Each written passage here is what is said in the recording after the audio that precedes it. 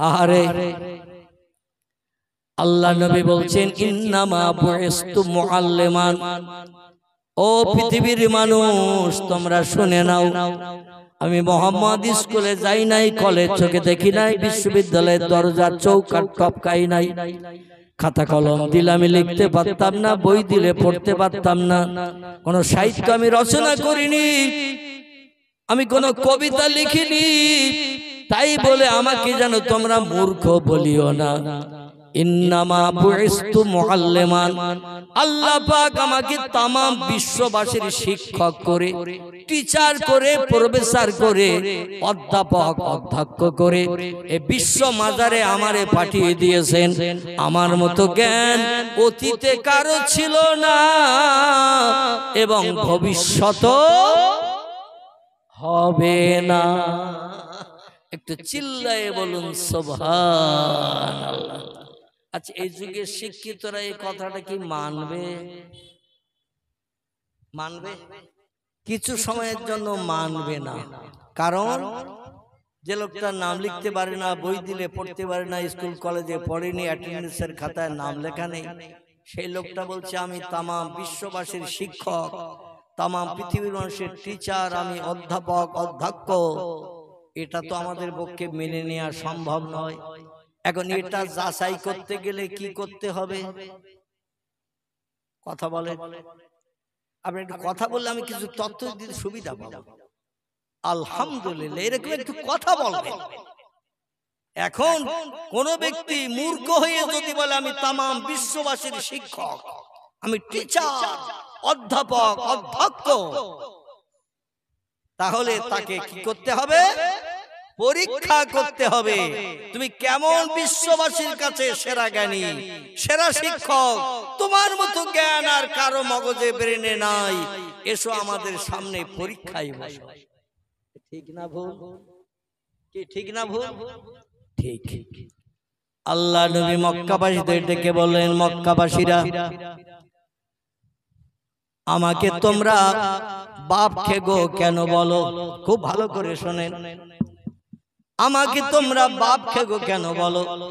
ওরা যে মোহাম্মদ জন্মের আগে তুমি বাপ হারিয়েছ, যে বাপের চেহারা দেখেনি, বাপকে জন্মের পরে দেখতে পাইনি, সে বাপ খেগো ছাড়া আর কি? নবী বলছেন মেনে নিলাম, আমি জন্মের 6 মাস আগে বাপ হারাইতে হয়েছি মায়ের পেটে থাকতে, এজন্য বাপের চেহারা দেখতে পাইনি জন্মের পর, এইজন্য আমারে তোমরা বাপ খেগো বলো, আমি কিছু সময়ের জন্য মেনে নিলাম। এ মক্কাবাসী, আবু জেহেল, আবু লাহাব, উমাইয়া বিন খালদ, সুফিয়ান ইবনে খালিদ হারবি, উতবা, উতাইবিয়া, শাইবা, ইকরামা, আবু সুফিয়ান, এ নাজ্জারের দল, আমারে মা হারা এতিম কেন বলো, মা খেগো কেন বলো? ওয়ালে মুহাম্মদ জন্মের 3 দিন মতান্তরে 8 দিন পরে এই মক্কা মুকাররমা মাতৃভূমি পরিত্যাগ করে 100 মাইল দূর এই মক্কা মুকাররমা থেকে দক্ষিণ পূর্ব দিকে একটি দেশ আছে, দেশটির নাম হলো তায়েফ। কি নাম? তায়েফ। তায়েফ ওই দেশে তুমি লালিত পালিত হওয়ার জন্য গিয়েছিলে হালিমার বাড়ি। খুব সংক্ষেপ করে বলছি, হালিমার বাড়ি তুমি লালিত পালিত হতে গিয়েছিলে। মক্কা মুকাররমার নিয়ম ছিল তখন ওই রকম। তায়েফের দেশের মানুষের ভাষা ছিল ভালো, শিক্ষার জ্ঞান ছিল তাদের ভালো। আমাদের দেশে গেয় ভাষা চলে, শহর এলাকায় দেখবেন সাধু ভাষা চলে। গেয় ভাষা আমরা মাঝে মধ্যে বলি আঙ্গা বাড়ি যাবি, সাধু ভাষায় বলে আমাদের বাড়ি যাবেন। আমরা গেয় ভাষায় বলি তুই আয়, সাধু ভাষায় বলে আপনি আসেন। আসেন না? দেখো মক্কা মুকাররমার মানুষদের শিক্ষা দীক্ষা ছিল না, গেয় ভাষা ছিল। তায়েফের দেশের মানুষের ভাষা ছিল মধুর ভাষা, শিক্ষিত ভাষা। তা মক্কা মুকাররমায় ছেলে জন্ম নিলে তাদের পাঠিয়ে দেয়া হতো তায়েফের দেশে ভালো ভাষা শিক্ষার জন্য। আমাদের বাড়ি আসবেন, আমাদের বাড়ি যাবেন, আপনি আমার সঙ্গে আসেন। এইরকম ভালো ভালো কথা যদি কোনো বাচ্চা বলে শুনতে ভালো লাগে না খারাপ লাগে? ভালো লাগে। দেখবেন শুনলে কলিজা ঠান্ডা হয়ে যায়, এত সুন্দর মধুর ভাষা ছেলেটার। আপনি আমাদের বাড়ি আসেন, কোনো বাচ্চা যদি এইভাবে ডাকে, লোকটার হাজার কাজ থাকলেও বলে চল বাবা ঘুরিয়ে আসে, বলে না বলে না। এই জন্য মেয়েদের বিদেশে পাঠানো হতো না। তার কারণ ছিল মক্কা মুকাররমা নবীজির জন্মগ্রহণের সময় অন্ধকারাচ্ছন্ন যুগ, অমাবস্যার অন্ধকারাচ্ছন্ন যুগ। যেদিন আকাশে টোটাল সন্ধ্যা থেকে নিয়ে ভোর পর্যন্ত চাঁদ ওঠে না, এই রাতটারে কি রাত বলে? আর জানলেও বলেন, না জানলেও বলেন। যেদিন সন্ধ্যা থেকে নিয়ে ভোর পর্যন্ত আকাশে চাঁদ ওঠে না, সারা রাত আঁধার, এই রাতটার কি বলা হয়? আমাবস্যা বা অমাবস্যা। এত দেরি হলো বলতে, এই অমাবস্যা বা আমাবস্যা আমরা যেটা বলি, সারা রাত আকাশে চাঁদ দেখতে পাওয়া যায় না। অন্য দিনের তুলনায় ওদিনের রাতের ঘুটঘুটে অন্ধকারটা বেশি থাকে না কম থাকে? বেশি থাকে। আলহামদুলিল্লাহ, এই রকম অন্ধকারাচ্ছন্ন যুগ ছিল মক্কা মুকাররমা। দিনের বেলা, দিনের বেলাও মানুষেরা মারে চিনত না, বোন রে চিনত না, খালারে চিনত না, নানিরে চিনত না, দাদিরে চিনত না।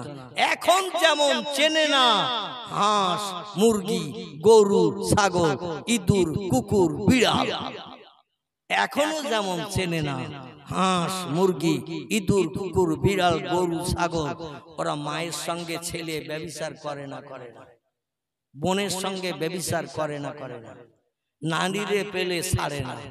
কথাটা ঠিক বললাম না ভুল বললাম?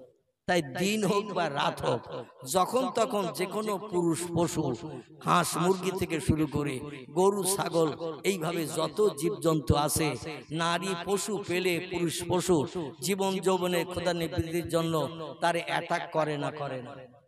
কথা বলে এখনো করে না করে না? করে। ওই যুগটা ছিল মানুষের জন্য এই রকম যুগ। বর্তমানে একবিংশ শতাব্দীর যুগ, যেমন গরু, ছাগল, হাঁস, মুরগি, ইঁদুর, কুকুর, বিড়ালের জন্য কোন ধর্মের বিধান নাই যে যারে পায় তারে নিয়ে আনন্দ ফুর্তি করে জীবনের কলিজার সব শখ শান্তি মিটায়। এখান থেকে 1450 বছর আগে মক্কা মুকাররমায় মানুষের চরিত্র ছিল কিবা রাত কিবা দিন। নজরে যদি কোনো নারী পছন্দ হতো, ও মা, খালা, নানি, দাদি, ফুপু কোনো জাত বিচার করতো না, জীবন যৌবনের ক্ষুধা তার মাধ্যম দিয়ে নিবৃত্তি করত। অপরের স্ত্রী নিজের স্ত্রী, জোরে বলুন একটু নাউজুবিল্লাহ। এই অন্ধকারাচ্ছন্ন যুগ তখন চলছে। সেই সময় পয়গম্বর মুহাম্মদ রাসূলুল্লাহ সাল্লাল্লাহু আলাইহি ওয়াসাল্লামকে পৃথিবীর সব থেকে ঘন ঘটা অন্ধকারাচ্ছন্ন জায়গা ছিল মক্কা মুকাররমা। যদিও পৃথিবীতে বর্তমানে 256টার মতো দেশ আছে। কটা বললাম? বর্তমান পৃথিবীতে দেশের সংখ্যা হলো 256টা। গুগল সার্চ করবে, তথ্য পেয়ে যাবেন। আগে ছিল 228। কটা বললাম? কিছুদিন আগে ছিল 228। বর্তমান এক একটা দেশ আর একটা দেশের উপরে আক্রমণ করে, যুদ্ধ করে, সে দেশগুলো হাতাই করায়ত্ত করে নিয়ে নতুন নতুন নামকরণ করে দিয়ে দেশের সংখ্যা বাড়িয়েছে 256। এই 256টা দেশ তাম পৃথিবীতে বর্তমান বিদ্যমান। মানুষ বাস করছে 850 কোটির মতো। কত বললাম? 850 কোটির মতো মানুষ পৃথিবীতে বাস করছে। এই 850 কোটি মানুষ যত দেশে বাস করছে, এই সমস্ত দেশের ভিতরে সব থেকে অন্ধকারাচ্ছন্ন খারাপ দেশ, একেবারে চরিত্রহীনতার দেশ ছিল মক্কা মুকাররমা। আল্লাহ বলেন, ওইখানে আমি আল্লাহ পাক নূরের আলো জ্বালাবো, পয়গম্বর মুহাম্মদ রাসূলুল্লাহকে দিয়ে অন্ধকার দূর করে তামাম বিশ্বকে আলোকিত করব। জোরে বলুন সুবহানাল্লাহ। সেখানে বাচ্চা জন্ম নিলে মেয়ে, মেয়ে জন্ম নিলে 3 দিন মতান্তরে 7 দিন, 3 দিন মতান্তরে 7 দিন মানুষেরা ঘরে রাখতে পারত মেয়েকে। তারপরে আর ঘরে রাখতে পারতো না, কারণ পাড়া প্রতিবেশী জানতে পারলেই স্বামী স্ত্রীর জীবন নিয়ে টানাটানি বেঁধে যেত। মেয়ে জন্ম নিয়েছে, আমরা মক্কা মুকাররমার লিডার আবু জেহেল, হযরতে ওমর, এমন করে হযরতে আব্বাস, এরা তখন কলেমা কেউ পড়েনি। উমাইয়া বিন খালদ, সুফিয়ান ইবনে খালিদ হারবি, সালাফা বিনতে জাহাশ, উতবা, উতাইবিয়া, শাইবিয়া, ইকরামা, এরা সব বড় বড় লিডার ছিল। নাজ্জার বিশ্ববিখ্যাত লিডার ছিল। এরা বলতো বাচ্চা মেয়েদের আমাদের হাতে তুলে দিতে হবে, 3 দিন মতান্তর 7 দিন পর্যন্ত বাড়ি রাখতে পারবে, তারপরে আমাদের হাতে তুলে দিতে হবে, কারণ বাচ্চা মেয়েদের জীবন্ত মাটি খুঁড়িয়ে কবরে দাফন করা হবে। এইটা ছিল মক্কা মুকাররমার নীতি। পৃথিবীর আর কোন দেশে বর্তমান যে 256টির মতো দেশ পৃথিবীতে বিদ্যমান, বা কিছুদিন আগে ছিল 228টি, কোন দেশে এমন নিয়ম ছিল না। এই নিয়মটা মক্কা মুকাররমায় ছিল। মেয়ে হলে প্রাণনাশ, জীবন্ত কবর দিতে হবে, ছেলে হলে বাঁচিয়ে রাখতে হবে। চিল্লাই বলুন একটু নাউজুবিল্লাহ। তার কারণ, মেয়ে হলে তাদের খাওয়াতে হবে, লেখাপড়া শিক্ষা করাতে হবে, পোশাক পরিচ্ছদ দিতে হবে, লালন পালন করতে হবে, রোগ বেমারি হলে ট্রিটমেন্ট করতে হবে। ওই মেয়েটা যখন কাজের যোগ্য বড় হয়ে যাবে, ওরে বিয়ে দিয়ে পরের ঘরে পাঠাতে হবে। আমি বাবা তারে জন্ম দিলাম, লালন পালন করলাম, মানুষ করলাম, পোশাক পরিচ্ছদ দিলাম, 14, 16, 18 বছর ধরে বসিয়ে বসিয়ে খাওয়ালাম, আর যেই কাজের যোগ্য হয়ে গেল, কাজ করতে যেই শিখলো, সঙ্গে সঙ্গে মেয়েটার বিয়ে দিয়ে লোকের ঘরে পাঠাতে হবে। উপকার হবে তাদের ঘরে। আমি বাবা আমার কোনো কাজে লাগবে না, ও মেয়ে দুনিয়ায় রাখা যাবে না। বোঝা গেল? ও মেয়ে দুনিয়ায় রাখা যাবে না, কারণ ভবিষ্যৎ আমাদের বিপদের আশঙ্কা দেখা দেবে। জীবন্ত কবর দাও। মেয়ে সন্তান কবর দেওয়া শুরু করে দিল। ছেলেদের বাঁচিয়ে রাখতো, যার কারণে মেয়েদের বিদেশে পাঠানোর কোনো দরকার হতো না, কারণ মারা গেলেই তো একেবারে শেষ হয়ে গেল। মক্কা মুকাররমার কাবা শরীফের উত্তর পশ্চিম কর্নারে হাজী সাহেব যারা হজ পাক করে এসেছেন আমার কথা একমত হতে পারবেন। যদি এই মজলিসে কোনো হাজী সাহেব না থাকেন, আমার দেয়া তথ্যটা একটু মগজে অনুধাবন করে নিন। যদি আল্লাহ মক্কা মুকাররমায় যাওয়ার তৌফিক দান করেন, বাস্তব জায়গাটা চোখে দেখে কলিজা ঠান্ডা করতে পারবেন। জোরে বলুন একটু আমিন। বাবে ওমর গেট থেকে নিয়ে কিছুটা সামনে গেলে মক্কা মুকাররমার কাবা শরীফের চতুর্দিকে মসজিদে হারাম বানানো। পৃথিবীতে যত দেশ, সব দেশের মসজিদগুলো লম্বা কাঠিমের বানানো হয়, কেবল মক্কা মুকাররমার কাবা শরীফের চতুর্দিকে একটা গোল মসজিদ বানানো আছে। কি মসজিদ? গোল গোল গোল। আর কোন দেশে কোন গোল মসজিদ নাই, একটাই গোল মসজিদ, এটির নাম হলো মসজিদে হারাম। কি নাম? হারাম মানে ভালো না খারাপ? বিপদে পড়ে গেছে। আমরা জানি মদ খাওয়া কি, সুদ খাওয়া কি, ব্যভিচারী করা কি, মানুষের প্রাণ নাশ করা কি, সব হারাম। এখন এই মসজিদটির নাম হলো হারাম মসজিদ। হারাম মানে তো আমরা জানি খারাপ, তাহলে মসজিদটা খারাপ তো নাকি? এই মসজিদ তো খারাপ নাকি?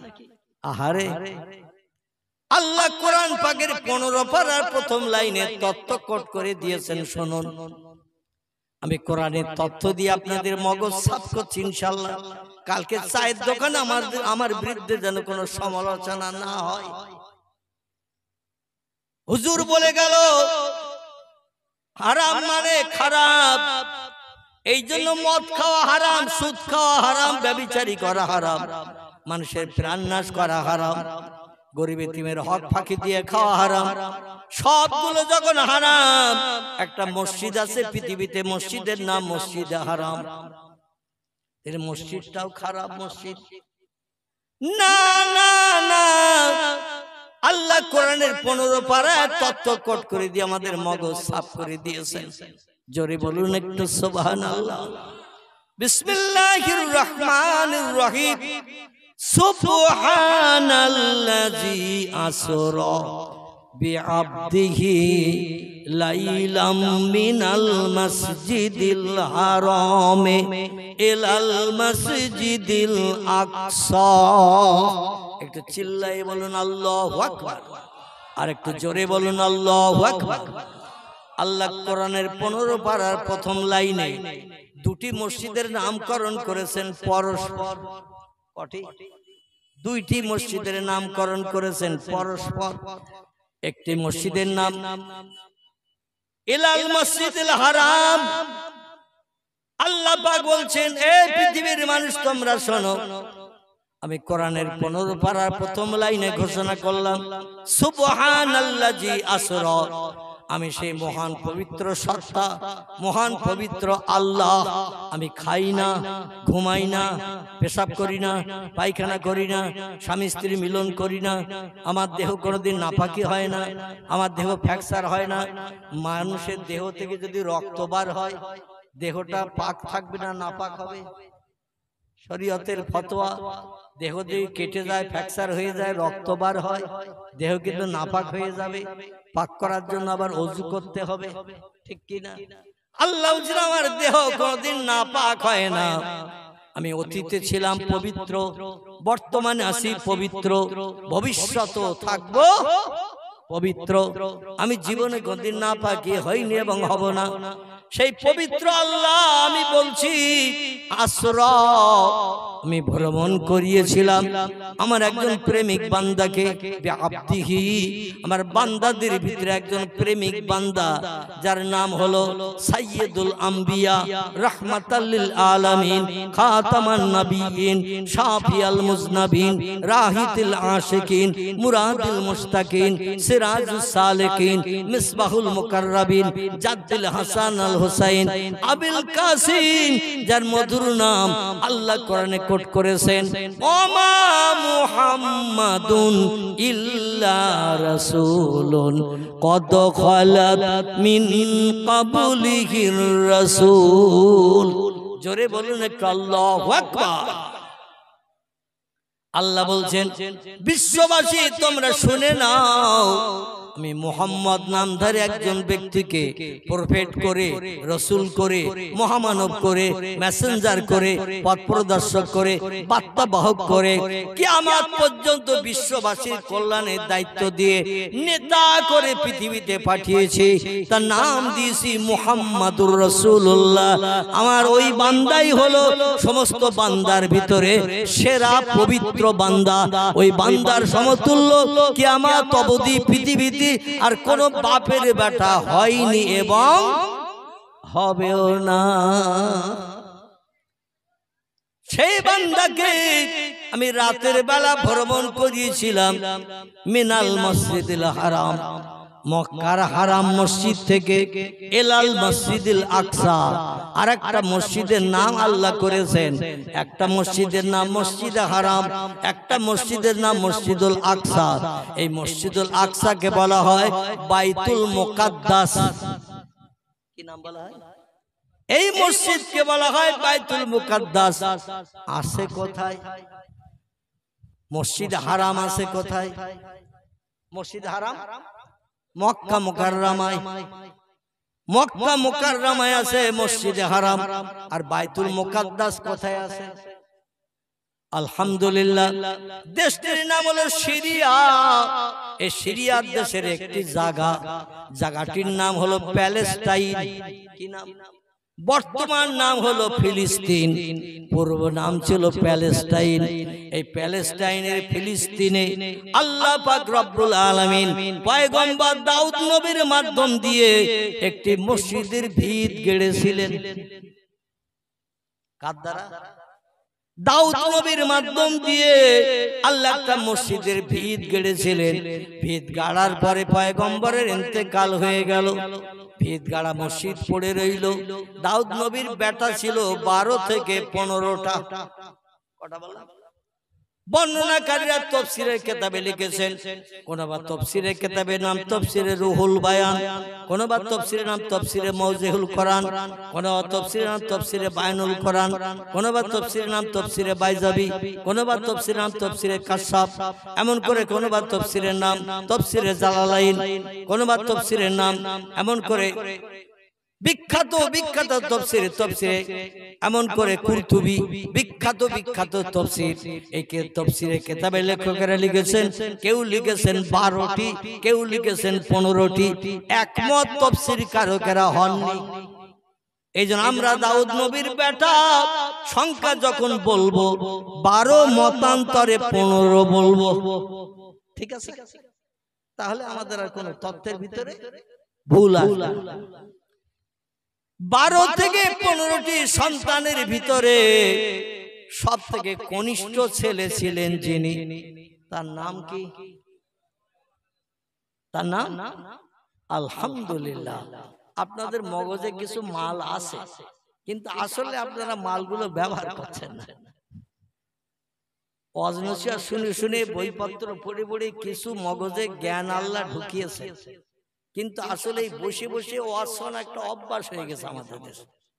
আমি গত বৈশাখ মাসের 20 তারিখে 4 বছর পরে বাংলাদেশে গেছিলাম। এবছর এই যে বৈশাখ মাস গেল না, 4 বছর কোথাও যেতে পারিনি। কারণ আপনারা কম বেশি জানেন আমি খুব কঠিন রোগে আক্রান্ত হয়েছিলাম। আমার বর্তমান পেটে 2টো কিডনি ড্যামেজ। আপনাদের প্রত্যেকের পেটে কিডনি 2টি করে আছে, এটা আল্লাহর অনুদান। একটা থাকলেই যথেষ্ট, কিন্তু আল্লাহ দেশে 2টো কেন বলেন তো? কি একটা থাকলে যথেষ্ট? যদি বলেন হুজুর কেন যথেষ্ট, আমার তো একটা, আমার এখন পেটে কিডনি একটা, আপনাদের সবার পেটে 2টো। আপনারা যেমন মানুষ, আমি একটা কিডনিওয়ালা তেমন মানুষ। আমি কথাবার্তা বলছি, এর থেকে আপনারা বুঝতে পারছেন আমার কোনো অসুবিধা হচ্ছে? আমি তো নিজেও বুঝতে পারছি না। খাওয়া দাওয়া, ওঠা বসা, চাল চলন সব আপনাদের 2টো কিডনিওয়ালার মতো আমি, শুধু আমার শারীরিক একটু দুর্বলতা আছে। মানে আগে যে শক্তি ক্ষমতা আল্লাহ দিয়েছিলেন, সেই শক্তি ক্ষমতাটা অপারেশনের পরে আর আমি ততটা এখনো পেয়ে উঠিনি। হাঁটাচলা করতে গেলে আমার এখনো গা টলে, মানে একটু সাপোর্ট ধরলে ভালো হয়। আর রাতের বেলা সুগার রোগে আক্রান্ত হওয়ার কারণে এখনো 300, 350, 400, এই গত 3 দিন আগে সুগার চেক করেছি 539 হয়েছে। কত বললাম? 539। সকালবেলা টেস্ট করেছি 539। আমি তো হা করে পড়েছি, আমার স্ত্রী হা করে বলতে এত কেন? আমরা কিসে কি হয়েছে তা তো বুঝিনি। আসলে একটু টেনশন করলে, ঘুম টুম কম হলে এই সুগার বেড়ে যায়। একটু টেনশন করলে, ঘুম টুম কম হলে, আবার খাওয়া দাওয়া ডাক্তারের নির্দেশে যেগুলো খেতে হবে, তাছাড়া অন্য যদি রসগোল্লা 11টা খাই, বুঝতে পারছেন তো, চিনি যদি 1 বাটি খাই, তো সুগার চুপ করে থাকবে? ও লাফিয়ে লাফিয়ে চিংড়ি মাছের মতন লাফিয়ে লাফিয়ে বাড়বে। তো যাই হোক, আবার ইনসুলিন দিলাম, দিয়ে সকালে দুপুরে রাত্রিতে দিলাম, দিয়ে পরের দিন চেক করলাম 150 কমে গেছে, একটু স্বস্তি পেলাম। এখনো প্রতিদিন চেক করতে হয়, আমার 3 বার করে ইনসুলিন দিতে হয়। এই নাভিতে সুচ ফুটিয়ে ফুটিয়ে এই নাভির পাশের চামড়াগুলো গন্ডারের চামড়ার মতো হয়ে গেছে, মানে সুচ ফুটিয়ে ফুটিয়ে। আজ 10-12 বছর ধরে একটানা প্রতিদিন 4 বার করে সুচ ফুটিয়ে নাভির পাশে 4 বার, এখন দিচ্ছি 3 বার। তবে যখন বেশি ছিল তখন দিতাম 4 বার। গন্ডারের চামড়ার মতো পুরো হয়ে গেছে, মানে এক জায়গায় কতবার সুচ ফুটানো যায়। আর এই সুচ ফুটালে খুব বেশি লাগে না, কিন্তু যখন ওই ইনজেকশন পুশ করে ওষুধ, একটা শিঙি মাছে কাটা মারলে, ট্যাংরা মাছে কাটা মারলে যেমন কিনকিন করে, ওই রকম কিনকিন করে 5-7 মিনিট 10 মিনিট ধরে, মানে অত্যন্ত জ্বালা যন্ত্রণা হয়। মনে মনে হয় যে আর ইনজেকশন দেবো না, কবরে যাই যাবো। আবার চিন্তা ভাবনা করি, বাড়ির মানুষেরা তো শোনে না, বলে লাগলেও তোমার দিতে হবে, না দিলে তো তুমি বাঁচবা না। আর সুগার এই যাদের বেশি, এদের চোখ তাড়াতাড়ি যায়, এদের চোখ আগে ধরবে। আমি চোখে এখন খুব ভালো দেখতে পাই না, মানে চশমা লাগিয়ে তাই একটু পড়া টড়া লেখা টেখা দেখি, খালি চোখে এখন আর কোনো লেখাজোখা আমি আর চোখে দেখতে পাই না। যাই হোক, আমি যেটা বলতে চাচ্ছি সেটি হলো এই, আল্লাহ পাক রব্বুল আলামিন অধমকে এখন একটা কিডনির মাধ্যম দিয়ে হায়াতে বাঁচিয়ে রেখেছেন। একজন দিয়েছেন, আমার যে দুটো কিডনি ছিল দুইটা ড্যামেজ, কাজ হয় না, তবে অপারেশন যখন করেছিল একেবারে এই বুকের পাঁজরের কাড়ি থেকে নিয়ে কুস্কি পর্যন্ত টোটাল পেট আমার ফাড়া, সেলাই দিয়েছিল ডাক্তারেরা 21টা, কটা বলা, পুরো পেট ফাড়া। পেট ফেড়িয়ে একজনের পেট থেকে কিডনি কেটে এক স্ট্রেচারে রেখে আর এক স্ট্রেচারে আমার পেট ফেড়িয়ে সঙ্গে সঙ্গে তার পেটের থেকে কেটে আমার পেটে আম গাছে যেমন কলম বাঁধে, দেখেছেন আম গাছে, ওই রকম কলম বাঁধা মতো আমার সেই কিডনি যে নাড়ি আছে তাতে জুড়িয়ে দিয়ে দিয়েছে। এখন একটা কিডনিতে চলছে, অসুবিধা কিছু বুঝি না, তবে আল্লাহ দিয়েছেন দুটো, তার কারণ যদি একটা খারাপ হয় আর একটাই তোমার কাজ চলবে। আল্লাহ কত দয়াবান, কত মেহেরবান, কত করুণা নিধান। কিডনি একটা দিলেই পারতেন, কিন্তু দুটো দিয়েছেন। আমার সাদের বান্দা, আমার দুনিয়ায় বাস করো, একটা খারাপ হলো আর একটাই তোমার কাজ চলবে। অন্তত মুয়াজ্জিনের আজানে একটু কান দিও। কিসে কান দিও? মুয়াজ্জিনের আজানে একটু কান দিও। আমার দুনিয়ায় বাস করবে, আমার নেয়ামত খাবে, আমার অনুদান বিবি বাচ্চা নিয়ে সংসার জীবনে সুখ ভোগ করবে, বিল্ডিং বালাখানা আমার জমিনে বানাবে, শান্তিতে বসবাস করবে, আর আমার হুকুম শুনবে না, আমি মালিক, আমার মালিকানার দায়িত্ব পালন করবে না, এটা কোনোদিন হতে পারে না। ফানফুজু,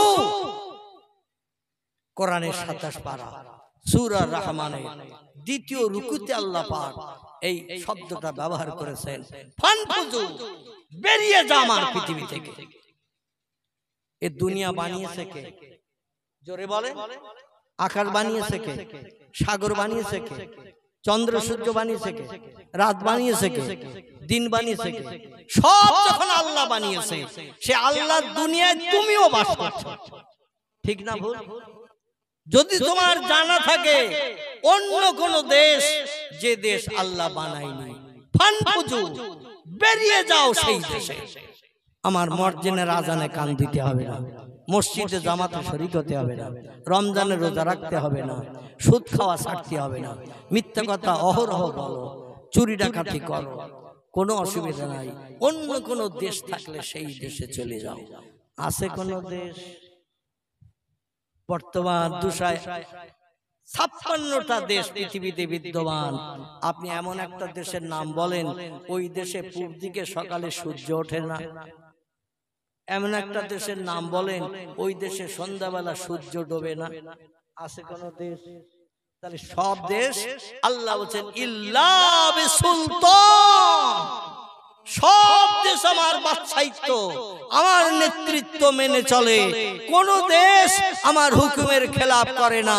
ওয়াইন মিন শাইইন ইল্লা ইউসাব্বিহু বিহামদিহি, যা কিছু চোখে দেখতে পাচ্ছো, যা কিছু চোখে দেখতে পাও না, সাগরের পানির তলায় কি আছে দেখতে পাই আমরা, আকাশের উপরে কি আছে দেখতে পাই আমরা, ঝোপঝাড় জঙ্গলে, আমাজন জঙ্গল, আমার ভাইরা এমন করে পৃথিবীতে সবথেকে বড় জঙ্গল আমাজন জঙ্গল, আফ্রিকার জঙ্গল। এই জঙ্গলে কত জীব জন্তু পশু পাখি আছে আমরা দেখতে পাই। আল্লাহ বলছেন যা দেখতে পাও আর যা দেখতে পাও না, সাগরের পানির তলায়, পৃথিবীর জমিনের থেকে জীব জন্তু বা এমন করে সৃষ্টি বেশি না কম? কথা বলে। আরে ভুল হলে তো আমি আসি। এই পৃথিবীর মাটির থেকে 256টা দেশ যে মাটির দেশ, এই মাটির দেশের থেকে পানি বেশি না মাটি বেশি? হ্যাঁ, পানি বেশি। আগে বিজ্ঞানীরা বলেছিল পৃথিবীর 3 ভাগের 2 ভাগ পানি, 1 ভাগ মাটি। এখনকার বিজ্ঞান বলছে ইট ইজ রং। পূর্ব যুগের বিজ্ঞানীরা ভালো মেশিন বানাতে পারেনি, তাই ওরা ভুল তত্ত্ব দিয়েছিল ভূগোল বইতে। আমরা ভালো মেশিন বানিয়ে দেখছি পৃথিবীর 4 ভাগের 3 ভাগ পানি, 1 ভাগ মাটি। মানে বেড়েছে না কমেছে পানি? পানি বেড়েছে। আগে বলেছিল পৃথিবীর 3 ভাগের 2 ভাগ পানি, 1 ভাগ মাটি। এখনকার বিজ্ঞান বলছে পৃথিবীর 4 ভাগের 3 ভাগ পানি, 1 ভাগ মাটি। আচ্ছা, সামনে নাতি নাতু বিজ্ঞান ওরা আসবে না আসবে না? এখনকার থেকে মেশিন আরো ভালো তৈরি হবে না খারাপ হবে আগামীতে? কি ভালো হবে। যত দিন যাচ্ছে উন্নত থেকে উন্নততর মেশিন বিজ্ঞানীরা বানাচ্ছে, যার কারণে আরো ভালো মেশিন তৈরি হবে। ভালো মেশিন বানিয়ে বিজ্ঞানীরা আবার তথ্য দেবে পৃথিবীর 5 ভাগের 4 ভাগ পানি, 1 ভাগ মাটি। তত্ত্ব শুধু কাটাকুটি চলছে, কিন্তু আল্লাহর পাক কালাম কোরআনের কথা 1450 বছর ধরে আছে। একটা কথার কোনো ভুল হয়েছে? একটা কথার কোনো মিথ্যা এসেছে? একটা কথার কোনো সামঞ্জস্যের ভিতরে কোন রকম অমূলক দেখা দিয়েছে? যা ছিল তাই কিয়ামত পর্যন্ত থাকবে তাই। জোরে বলুন একটু সুবহানাল্লাহ। আমার ভাইরা, এই পৃথিবীর বিজ্ঞানীরা সাগরের পানির উপরে লাইট মেরে আটলান্টিক মহাসাগর বলে একটা সাগর আছে, প্রশান্ত মহাসাগর বলে একটা সাগর আছে, ভারত মহাসাগর বলে একটা সাগর আছে। পৃথিবীতে সাগরের থেকে যেগুলো বড় সেগুলোকে বলা হয় মহাসাগর, সেগুলোকে বলা হয় মহাসাগর। এই মহাসাগর আটলান্টিক মহাসাগর, যার নাম বিজ্ঞানীরা লাইট মেরে দেখেছে পানির উপর থেকে তলা পর্যন্ত 14,500 ফুট। কত বললাম?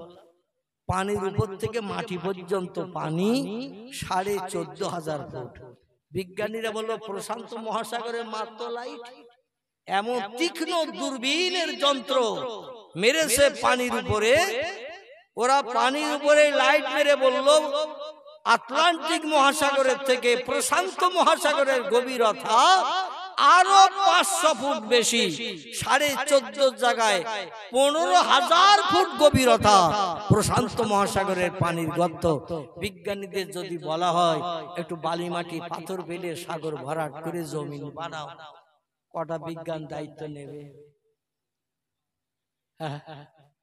আহারে, কি আশ্চর্য ব্যাপার যে সাগরের পানির মাথা থেকে মাথা কিছুই দেখতে পাওয়া যায় না, শুধু পানি আর পানি। দীঘা সমুদ্র সৈকতে চলে যান, দীঘা ওখানে যাবেন, সন্ধ্যাবেলা দেখবেন পানির ভিতরে সূর্য ডুবছে, আবার ভোরবেলা দেখবেন সূর্য পানির উপর ভিতর দিয়ে উঠতেছে। আল্লাহ পাক এমন নিদর্শন তৈরি করে রেখেছে সাগরের কিনারায়, বান্দা গেলে তাজ্জব হয়ে যায় নিদর্শন গুলো দেখতে। এই জন্য আল্লাহ বলেছেন কুল সিরু ফিল আরদ ফানজুরু কাইফা কানা আকিবা।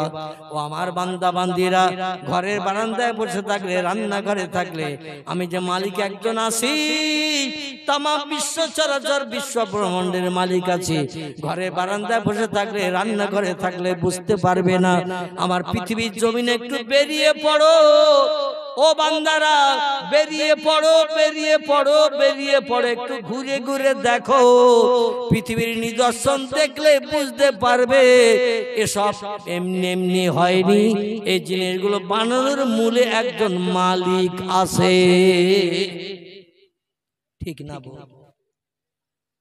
পাহাড়ের মাথা দিয়ে ঝর্ণার পানি কল কল কল কল করে নামছে। কে চালালো এই মেশিন? পানির গতি সব সময় নিম্নমুখী। পানি যখনই যেখানে ছাড়বেন ও উপরে ওঠে না, নিম্নমুখী যায়। কিন্তু পাহাড় উঁচু না নিচু? পাহাড় উঁচু উঁচু উঁচু উঁচু পাহাড়ের মাথার থেকে ঝর্ণার পানি কল কল কল কল করে 24 ঘন্টা নামছে। একদিন নয়, দুদিন নয়, 3 দিন নয়, 1 সপ্তাহ নয়, 2 সপ্তাহ নয়, 3 সপ্তাহ নয়, 1 মাস নয়, 2 মাস নয়, 3 মাস নয়, 1 বছর নয়, 2 বছর নয়, 3 বছর নয়, যুগ যুগ ধরে আল্লাহর হুকুম তামিল করছে পাহাড়ের পাথরের মাঝখান দিয়ে ঝর্ণার পানি। আল্লাহর হুকুমের খেলাফ কোনোদিন করে না। ওয়াইন মিন শাইইন ইল্লা ইউসাব্বিহু বিহামদিহি, আল্লাহ বলেন যা চোখে দেখতে পাও, যা চোখে দেখতে পাও না, সব সৃষ্টি আমার নামের তাসবিহ পড়ে, আমার নামের জপ জিকির করে, আমার হুকুম তামিল করে। লা ইয়াফকাহুনা ইল্লা তাসবিহাহু, ওদের ভাষা তোমরা বোঝো না, এই জন্য তোমরা কিছু বুঝতে পারো না। যত সৃষ্টি আছে সব আমি আল্লাহ আমার নামের তাসবিহ পড়ে, সুবহানাল্লাহ, আলহামদুলিল্লাহ, লা ইলাহা ইল্লাল্লাহ, এই তাসবিহ তাদের ভাষায় পড়ে। আসলে ওদের ভাষা তোমরা বুঝতে পারো না, এই জন্য মনে মনে ধারণা করো কি বলছে, কিছুই তো বোঝা যায় না। বিড়ালেরা কি বলে? বিড়াল ম্যাও ম্যাও, আলহামদুলিল্লাহ, তার মাল আছে তো আপনাদের মগজে দেখতেছি। বিড়ালেরা ম্যাও ম্যাও করে, কুকুরেরা ঘেউ ঘেউ করে, গরুরা হুম্বা হুম্বা করে, ছাগলেরা প্যা প্যা করে, ব্যাঙেরা ঘ্যাগর ঘ্যাগর করে, কোকিল পাখিরা, কুকুরা কোকিলেরা গাছের ডালে বসে বসে দেখবেন ভোরবেলা কুহু কুহু কুহু কুহু রবে ডাকতে থাকে। শুনেছেন না শোনেননি? আল্লাহ বলছেন কোকিল ওই ভোরবেলা গাছের ডালে বসে কুহু কুহু রবে ডাকে। ও সৃষ্টি শ্রেষ্ঠ জীব মানুষ, লাকাদ খলাকনাল ইনসানা ফি আহসানি তাকবীর, যত সৃষ্টি আমি পৃথিবীতে সৌন্দর্য শ্রীবৃদ্ধির জন্য বানিয়েছি, সব সৃষ্টির থেকে সেরা করে বানিয়েছি মানুষকে। মানুষ যত সুন্দর ভাষায় আমার আল্লাহর নামের তাসবিহ পাঠ করে, সুবহানাল্লাহ, আলহামদুলিল্লাহ, লা ইলাহা ইল্লাল্লাহ,